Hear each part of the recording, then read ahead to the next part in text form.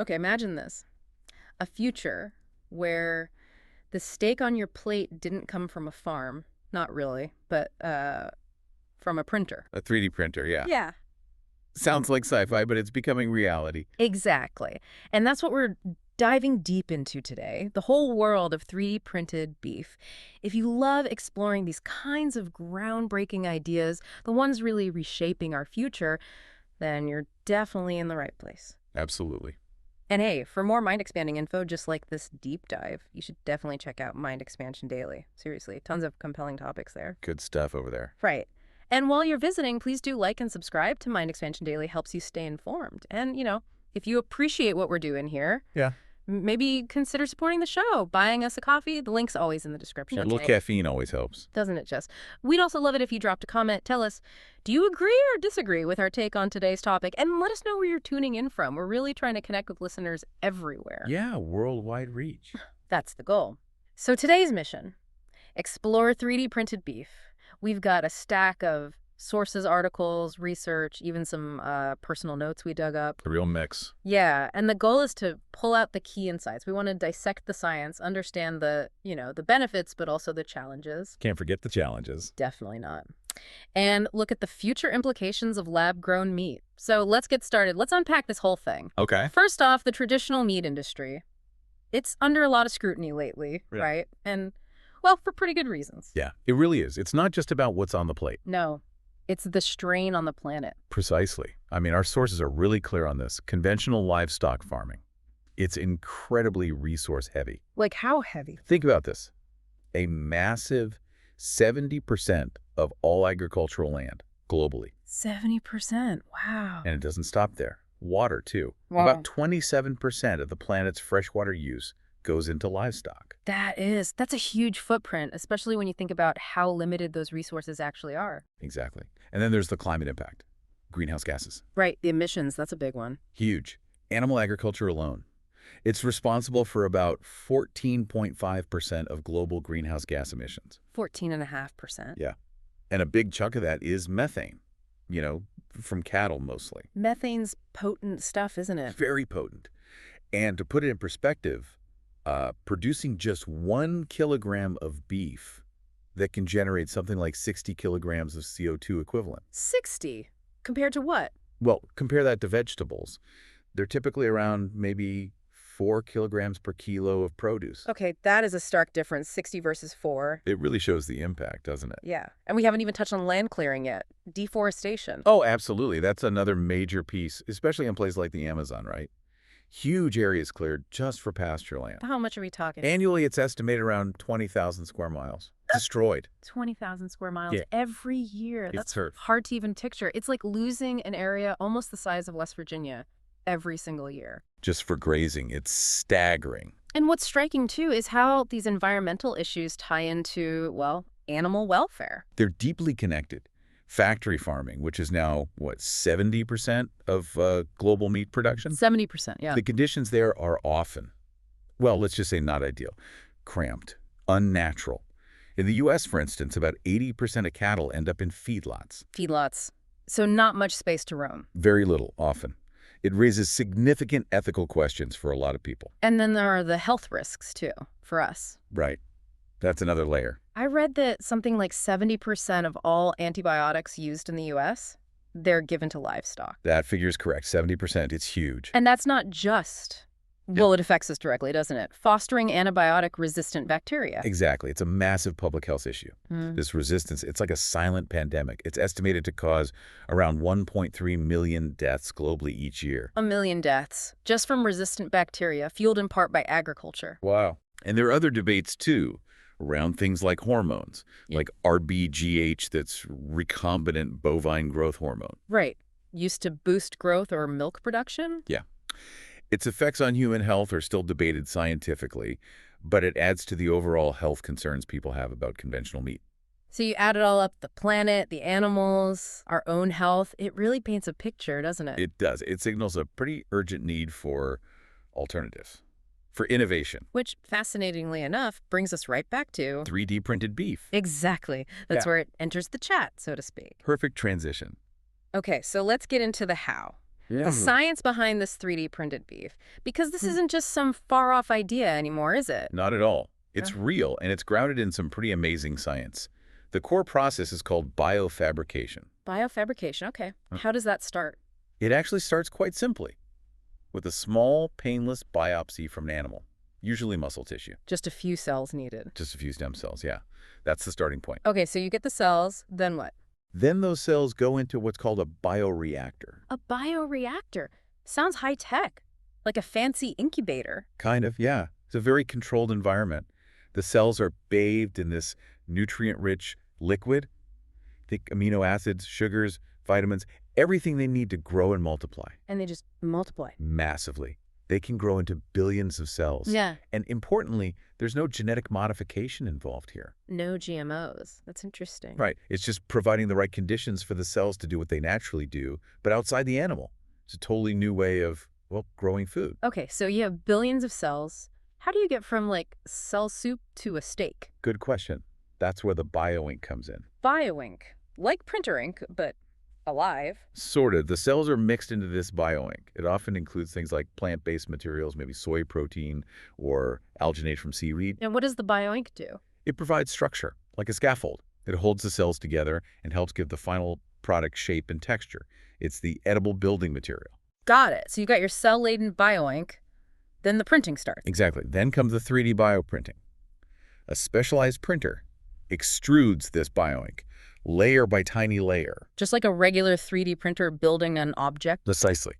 But it's designed to mimic the incredibly complex structure of real meat, the muscle fibers, the fat, the connective tissues. Building it up layer by layer to make a steak or a burger. Yep. Companies like Aleph Farms, Redefine Meat, they're pioneers in this, Yeah. really figuring out how to replicate those intricate structures. Okay, so it's printed. Is it ready to cook then? Not quite. There's a final crucial step. Maturation. Maturation. Yeah, after printing, the structured tissue goes back into a bioreactor for maybe 2 to 4 weeks. Why? What happens during maturation? This is where the cells develop further, kind of differentiate, and the whole thing develops more flavor and a texture that's much closer to conventional meat. Okay, so it needs time to become more meat-like. Exactly. And the key thing to remember, the really big distinction here, Yeah. is that this final product, this lab-grown meat, it's biologically identical to the beef from a cow. Same cells, same proteins. But no animal was slaughtered to get it. Precisely. Yeah. No slaughter involved. And that's what really sets it apart from, say, purely plant-based burgers. Hmm. This is meat, just grown differently. Okay, that distinction is super important. Now, theory is one thing, but one of the sources we looked at actually described a personal attempt to make one of these. Ah, yes, the experiment. That really brings it home, doesn't it? It really does. So walk us through that. What was the inspiration? Well, the big inspiration seemed to be Aleph Farms' announcement back in 2021. Yeah. They unveiled the first 3D printed ribeye steak. The ribeye. That was huge news. Showed they could do complex cuts. Exactly. It proved the concept for more than just ground meat. So this experiment aimed to replicate that, kind of on a smaller scale. And they used what kind of printer? Something industrial? Surprisingly, no. They used a consumer-grade printer called a Foodini. A Foodini? You can just buy one of those. Apparently so. Along with a Bioink kit. It had the cultured bovine cells, some soy protein, pectin for structure. Wow. So the tech is getting more accessible. That's kind of wild. It definitely hints at that possibility, yeah. Now, they did collaborate with a food tech lab, which is pretty crucial for handling the cells safely and getting everything set up right. Makes sense. Safety first. Absolutely. So they loaded this Bioink, this gel-like stuff, into the printer syringe. And then they had to design the steak, right? Like in software. Yep. Use CAD software computer-aided design to create a digital model of a 6-ounce steak. They even tried to replicate realistic marbling patterns. Attention to detail. How long did the printing take? About 30 minutes, apparently, extruding all those layers. The result was this raw, reddish slab. Looked like meat, but obviously uncooked. Right. And then came the maturation part you mentioned. Yes, a 72-hour maturation phase in a nutrient bath in a bioreactor to let those cells develop more muscle-like texture. 72 hours. Okay. And after that, cooking time. Cooking time. Pan-seared it. Olive oil, salt, pepper, just like you'd cook a regular steak. Okay. The moment of truth. How was it? The results were, well, genuinely intriguing, according to the notes. Intriguing how? Good. Bad. Weird. Surprisingly tender, apparently. Had a definite beefy smell, but maybe a bit less juicy than a really good grass-fed steak. Okay, so close but not identical. Right. They rated it as capturing maybe 80% of the sensory experience. Flavor was remarkably close, but the texture still needed some work. 80% is pretty impressive, though. What did other people think? Were there taste tests? Yeah, they did some informal taste tests with friends, got mixed reactions. About 60% were really into the novelty and the potential. And the other 40%? Found it maybe too lab-like. That hurdle of perception is real, you know. Yeah, the ick factor, or just the unfamiliarity. Makes sense. What about nutrition? Nutrition looked good. No antibiotics, no hormones, obviously. Mm-hmm. And environmentally, big wins. How big? The analysis suggested about 90% less water use and 80% less land use compared to conventional beef for that single steak. 90% less water, 80% less land. Those are huge numbers. Really significant reductions. So this experiment, even just a personal one, it really shines a light on the potential here, doesn't it? Which leads us straight into those transformative benefits. Exactly. Let's break those down. Okay, first up, environmental sustainability. We just saw the numbers from the experiment, but scaled up. The potential is massive. We're talking possibly 95% less land use. 78% less water. And cutting greenhouse gas emissions by up to 85%. That's huge for tackling climate change, reducing deforestation, cutting methane. Aligns perfectly with those big 2050 net zero goals. It really could be a game changer for the planet. And then there's animal welfare. Right. This is a huge one for many people. With 3D printed meat, no animals are harmed, period. It addresses those ethical concerns head on. You think about the scale: over 50 billion animals slaughtered globally each year for meat. This offers a completely different path. A path without the slaughterhouse. Okay, benefit number 3, health and safety. Yes, because it's grown in a controlled, sterile lab environment. You don't need the antibiotics. Exactly. No need for routine antibiotic use. So you drastically cut the risk of creating more antibiotic-resistant superbugs. Which we already said is a massive global health threat. Huge. Plus, you minimize the risk of contamination from pathogens like E. coli or Salmonella that can be common in traditional meat processing. Yeah, E. coli alone causes, over 70,000 illnesses in the U.S. each year, so reducing that is a big plus. Definitely major public health benefit. And there's one more exciting aspect. Which is? Customization. Right, because you're building it layer by layer. Right, have incredible control. You could potentially tailor the fat content, make it leaner, or add specific healthy fats. Or boost certain nutrients, like adding vitamins or omega-3s. Potentially, yes. Or fine-tune the texture. Imagine ordering a steak printed exactly to your preferences. It opens up amazing possibilities for personalized nutrition and health. Okay, the benefits are pretty compelling. But let's shift gears. What about the reality check? The milestones achieved so far, and the hurdles still in the way. Right, because it's not all smooth sailing yet. It's still an emerging industry. So key milestones. We mentioned LF Farms' 2021 ribeye. Yeah. That felt like a big one. Definitely a breakthrough. Showcasing that complex whole muscle structure replication was possible. That really boosted confidence. And then Redefined Meat actually launched commercially in 2022, right? Started selling their products. They did. In certain markets, yes. That showed it was moving from lab concepts to actual products people could potentially buy. And the market projections are pretty wild, too. Some sources suggest lab-grown meat could hit $1.2 billion by 2025, capturing like 0.5% of the global market already. Yeah, those projections show serious economic potential is recognized. Even if it's starting small, that's rapid growth. Okay, but the challenges, let's talk hurdles. Cost has to be a big one. Oh, absolutely. Right now, producing this stuff is expensive, maybe around $50 per kilogram. $50 compared to traditional beef at maybe $10. Roughly, yeah. That's a big price gap for consumers. Now, projections are optimistic. They think it could drop to maybe $5 per kilo by 2030. $5 would be competitive, but getting there, that's the challenge. That's the scaling challenge. And tied to that is the complexity of scaling up the bioreactors. Right, you need massive facilities to produce this stuff at scale. Exactly. And those facilities themselves will require significant energy. So while it's better than traditional farming, the energy footprint of mass production needs careful consideration too. It raises that important question, doesn't it? How do you bridge that gap from cool tech potential to something that's actually affordable and widely available? That's the key question the industry is grappling with. And another piece of that puzzle is regulation. Ah, yes. Getting government approval. How's that looking? patchy. Singapore was the first, back in 2020. The U.S. followed in 2023, granting approval for certain products. So progress, but it's not universal yet. Not at all. It varies a lot country by country, and the approval processes can be slow and complex. That definitely affects how quickly companies can enter different markets. Okay, cost, scaling, regulation. Hmm. What else? Maybe the biggest hurdle? Consumer acceptance. Right. Will people actually eat it? That's still a major unknown. One survey we saw from around 2025 suggested maybe 55% of U.S. consumers were open to trying it, Which sounds okay, but but that leaves a big chunk, around 30%, who expressed distrust, worries about safety or taste or just the whole idea. that's a natural factor. Exactly.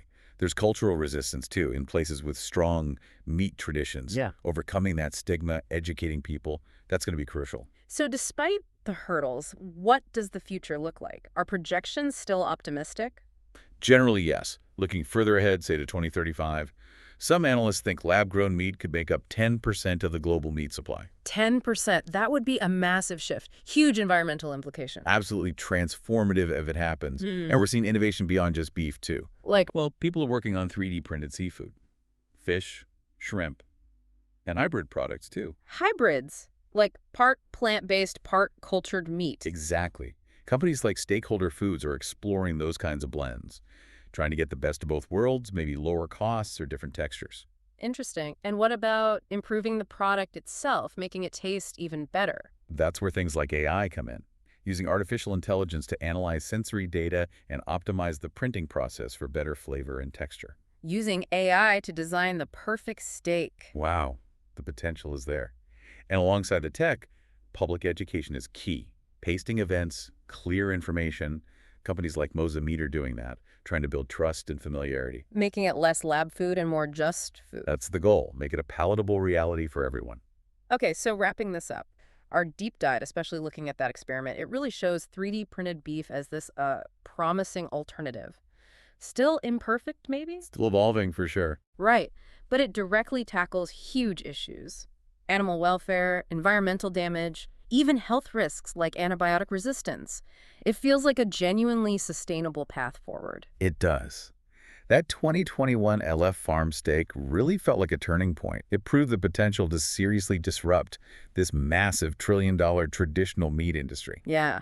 And even though those challenges cost, consumer acceptance are real and significant. The momentum seems clear. This technology could fundamentally redefine how we produce and consume meat. Sparing animals, easing the burden on the planet. As we look towards 2030 and beyond, it really does invite us to rethink food, doesn't it? Completely. From the source right down to the implications of every bite. It's a fundamental shift in thinking. So final question, really, for you listening. What does this all mean for you? We'd love to know. Would you actually try a 3D printed steak? Yeah, curious to hear people's thoughts. Definitely. Share your opinions on lab-grown meat in the comments below. And hey, if you found this deep dive interesting, Hope you did. please give us a like, subscribe to Mind Expansion Daily for more stuff like this, and maybe, just maybe, consider buying us that coffee. Keeps the deep dives coming. It really does. Your support means a lot. Thanks so much for joining us on the deep dive.